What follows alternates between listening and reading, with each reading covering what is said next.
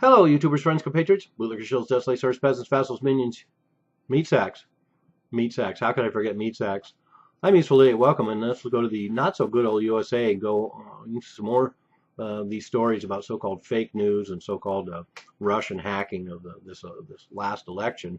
And another part of this story that is absolutely repugnant is seeing fucking Hillary Clinton coming back out and once again just trying everything to stir the pot a little bit, and she just fucking won't go away. And so now she's out there talking about the quote, the epidemic of malicious fake news and false propaganda flooded social media this last year, unquote.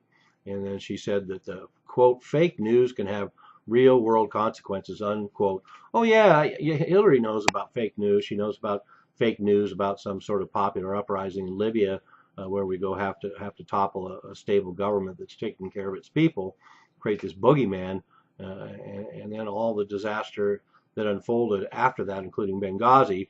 But she's not talking about that kind of fake news. Maybe she's talking about the kind of fake news where she said she stepped off a plane and there were bullets whizzing by her head when she landed in Bosnia or wherever that was. And but that was fake news. Who's responsible for that? Fake news that she lied about and created, or the fake news that got that her lies were repeated by an obedient and co-opted media. But anyway, I kind of sidestep. Let's get back to what some of the things that Hillary Clinton said. She said, quote, this isn't about politics and partisanship, unquote. So that's one of our clues that it's all about politics and partisanship whenever they say this isn't about politics and partisanship. And then she went on to say that, quote, lives are at risk, unquote. And we know how she feels about lives when she laughs hideously about killing Gaddafi, having Gaddafi murdered, and the trail of bodies that certainly the Clintons have left behind. And then we go on to quote, she said, quote, a danger that must be addressed and quickly, unquote. So of course she mentions legislation. We have to move on this very quickly, and it's unfortunate that she had to take the fall, is what she's implying by this manipulated election and all this fake news that undermine her credibility, and then the Russians getting in there and fucking up the election. And that's why she lost, which is all so much bullshit. So she's joining with all these other people talking about having the electoral college. We have to make sure they get briefed on this Russian problem, all this horseshit. I can't even believe this. And then we have Senator Majority Leader Mitch McConnell wanting to have all these hearings. And like I brought up before, all the things that the government could be investigating, looking into, and prosecuting. And the best they can find up with is this made up witch hunt bullshit story about the CIA saying that the Russians affected the election in favor of Bush, which is ridiculous. First of all, we have the FBI who already have said that nothing of the sort happened. They don't have any evidence to support that. We have the fact that the CIA has produced a bunch of nebulous anonymous sources that add up to jack shit. And then the other question that has to be asked is, where's the NSA in all this?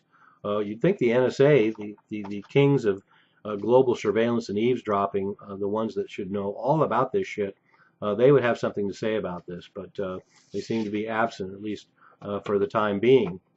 And that's rather notable. And then, like I say, we have all these people lining up, Mitch McConnell, Marco Rubio, this sore loser little shit, and then all those other sniveling little shits like John McCain and Lindsey Graham. Of course, you can count on to maintain the status quo GOP and defend the old neocon strategies and try to undermine the election of Trump and go into all this horseshit about Russia. And of course, McCain's one of the worst. I mean, he's so his brain is so addled. He's still living back in the 50s, and he called Putin a thug, a murderer, and a killer. And it's just that kind of language is really unnecessary right now, and I find it really inappropriate. Certainly, Putin is a nefarious world elite and has been involved in a number of interesting ventures, but it's just not appropriate to go into those kind of lowbrow descriptions and stir the pot. He really has no right to it, even as a senator. But the